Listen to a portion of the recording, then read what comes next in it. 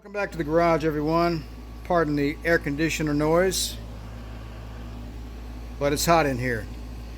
We're getting ready to do a diesel purge on the old OM 617 in the 300 SD. So I've got a nice glass jar here, tie wrapped into place temporarily, obviously, and I've got my return line snaked down into the jar and got that kind of secured there against another hose to keep that in place. And I've got a new pre-filter installed, tightened up there with a temporary piece of fuel line coming from that. Let me take that rag out of the way. That new fuel line goes into the back side of the jar because it tilts down a little bit there. So what we're going to do now, we can zoom out, is we're going to fill that jar up with some diesel purge and crank this guy up. Well, before we do that, we'll fill the jar up and then we'll pump this guy, get it primed a little bit, and then we'll fire it up. All right, turn my air conditioner off because I'm an idiot, because we got to open the door. So we got a couple of fans going in here to keep the fumes away from us so we don't kill ourselves. And right now I'm going to see if I can't prime this system a little bit.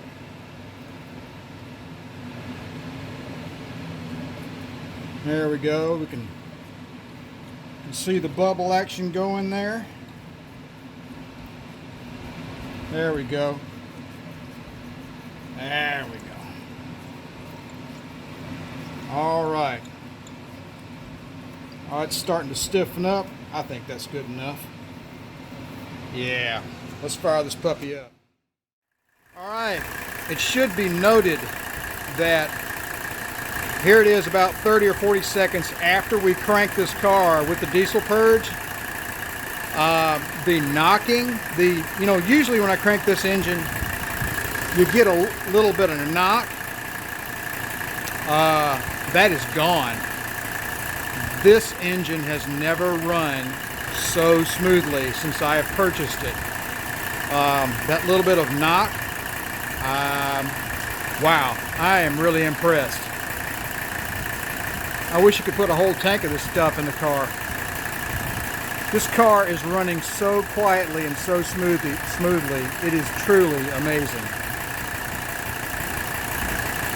Right after I turned the camera off and I was going to come back and make another video segment, and I noticed right after I turned it off that the engine smoothed out, and I had to turn the camera back on, and I was so amazed by it. All right, we're going to let this guy run and run that down a good ways, and then I've got a little more left in the can, and we'll top it off here in a little bit. So I'm going to let this thing run for a while.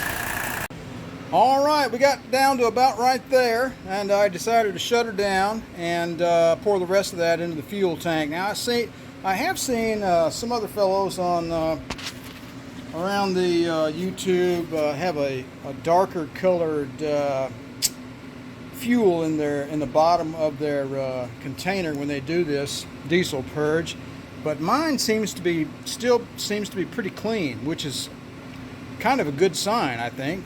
But I think it did some good. It certainly did. Well, it will be. I'd like to see once I get the fuel lines hooked back up and get it running, mostly on diesel fuel, if that knock comes back.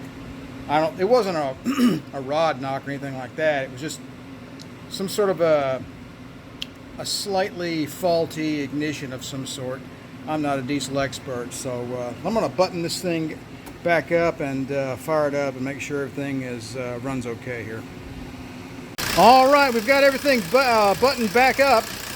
We got another new filter in place, pre-filter that is. Got everything primed and got another primary filter in place. Got it tightened down. And this diesel engine is purring like a kitten. I hate to use that cliche, but I can't think of another one at this point in time. That little bit of a knock, that detonation knock, gone.